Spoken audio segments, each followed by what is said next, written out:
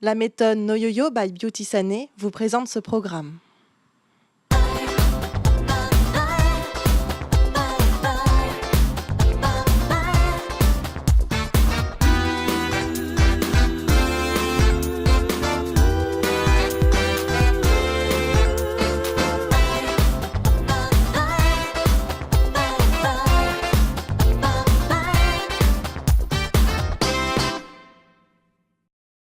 Bonjour à tous et bienvenue dans Dirigez-moi, la première émission où nous invitons par le sans complexe de poids, de régime et d'alimentation.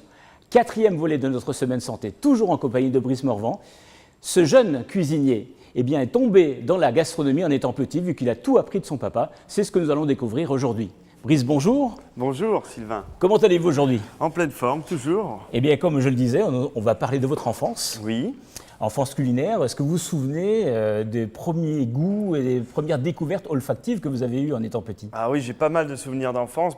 Ayant une famille, mon papa était chef de cuisine, ma grand-mère cuisinait beaucoup, mais mon grand-père était charcutier. On est quand même une famille d'hôteliers et de métiers de bouche, donc j'ai eu des sensations olfactives et gustatives très rapidement. Ouais. Vous avez des souvenirs particuliers? Oui, j'ai des souvenirs énormes, des tomates du jardin de mon grand-père, des desserts de ma grand-mère, et puis des petits plats que cuisinait déjà dans ma petite enfance mon père à son restaurant.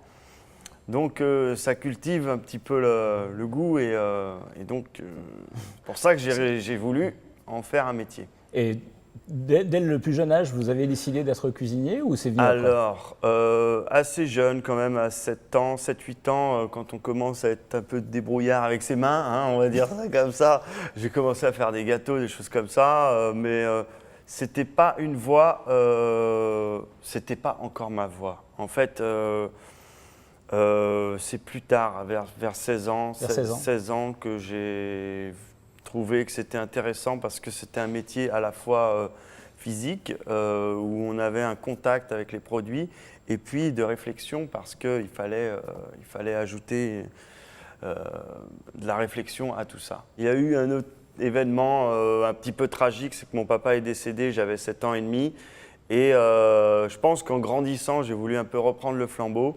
Il était déjà bien placé dans le métier, et j'ai voulu, je pense, inconsciemment faire ce… Voilà. Perdurer le nom. Tout à fait. Dans ce beau métier qu'est la cuisine, voilà. en quelque sorte. Vous avez grandi dans quelle région en fait? Alors, région lyonnaise, région lyonnaise, et puis la Bourgogne, le sud de la Bourgogne, avec des bons produits, toujours, et puis beaucoup de spécialités à Lyon, quand même, de charcuterie, de produits tripiers, tout ça, voilà. Quel était votre plat préféré quand vous étiez petit? Alors, mon plat préféré, je pense que ça restait… On était très charcuterie quand même, parce que mon grand-père faisait de la charcuterie extraordinaire. Voilà, à l'époque, on saignait le cochon, et puis voilà. Donc, je me souviens des pâtés en croûte, des ballotines, des choses comme ça, qui faisaient des terrines, des saucissons, tout ça. Le jambon blanc était fantastique, le jambon à l'os. Voilà, il y avait ça. Mon papa, lui, cuisinait plutôt des lyonnaiseries, comme on dit. Donc, il y avait des cuisses de grenouille, il y avait pas mal de choses, des viandes en sauce. Je me souviens des filets de bœuf Rossini, des choses comme ça, qui étaient aussi très pointues au niveau technique, et puis gustativement, c'était plaisant. Et puis, il y avait des plats qui faisaient déjà en 1982-83. J'ai un exemple de plat, une Saint-Jacques au kiwi et citron vert avec un jus à la passion. C'est original. Voilà, qui pour 1982-83 étaient déjà des plats assez originaux, un peu précurseurs de la nouvelle recherché, cuisine. on va dire Voilà. ça. En parlant de charcuterie, on va aborder un peu l'idée reçue, idée reçue qui parfois a du mal à faire passer, qu'on a du mal à faire passer. Est-ce que vous pensez que pour mincir, il faut supprimer complètement la charcuterie? Alors moi, je ne pense pas qu'il faut supprimer complètement la charcuterie. Par contre, il y a certaines charcuteries plus grasses que d'autres, évidemment. Les rillettes, quand on voit la couche de graisse qu'il y a sur les rillettes, et puis ce qu'il faut pour pouvoir lier tout ça, évidemment que dans les rillettes, il y a 50% de gras, on le sait, au moins. enfin au moins. Après, on a un jambon blanc, un bon jambon blanc. Si on retire la couenne, c'est maigre, c'est pas grave finalement. Donc je pense qu'il faut savoir doser simplement et faire exactement. le choix des produits. Voilà. C'est ce que nous allons justement voir, parce qu'il y a beaucoup de produits de charcuterie différents et tous ne sont pas des bombes caloriques. La moitié des charcuteries consommées en France contiennent moins de 20% de lipides.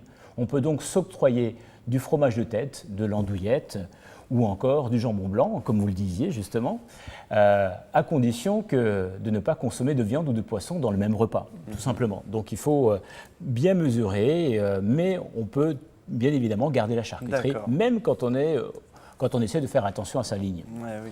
Donc c'est des produits qui sont des amis en fin de compte, qu'on peut garder. Voilà.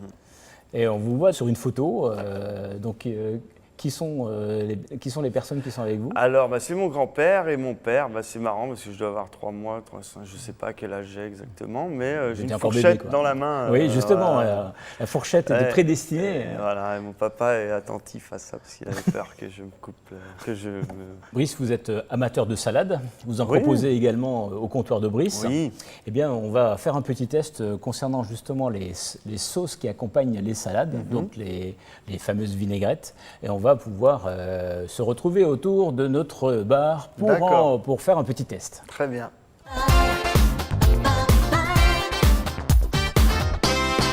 Eh bien Brice, vu que vous êtes très vinaigrette, je vous propose un petit test. Oui. Vous avez ici 3 sauces.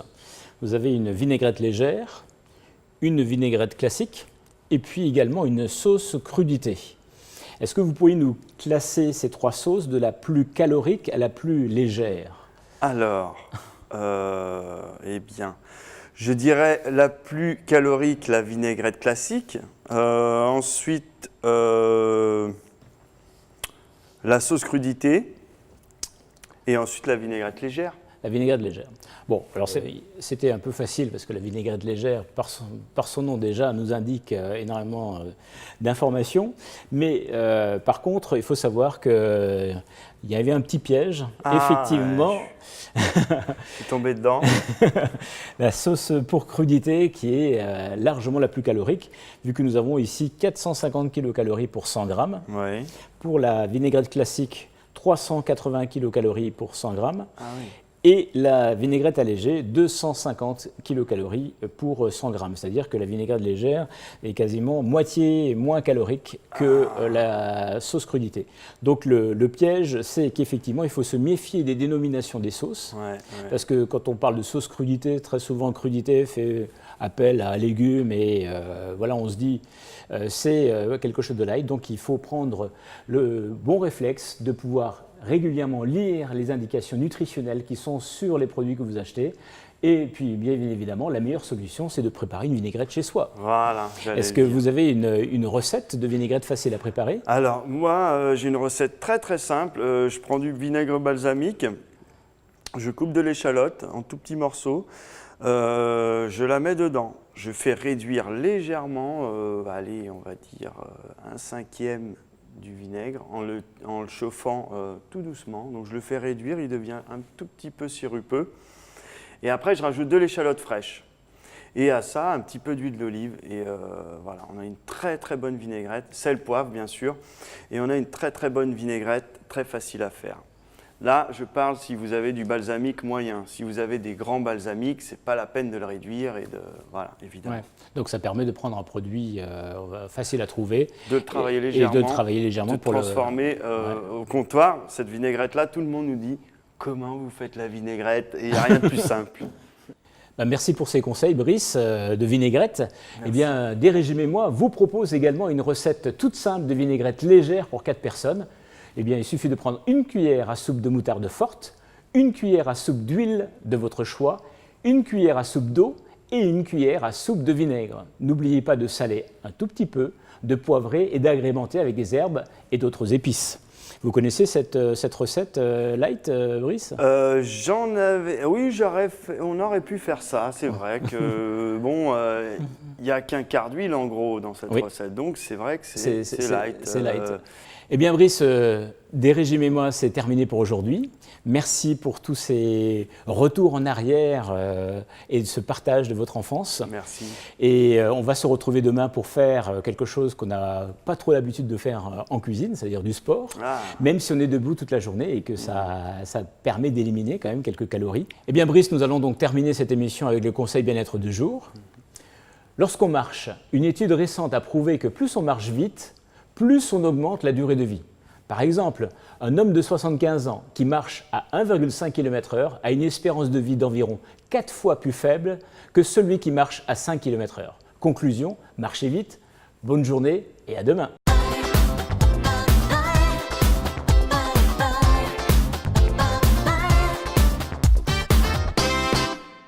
La méthode No Yo-Yo by Beauty Sané vous a présenté ce programme.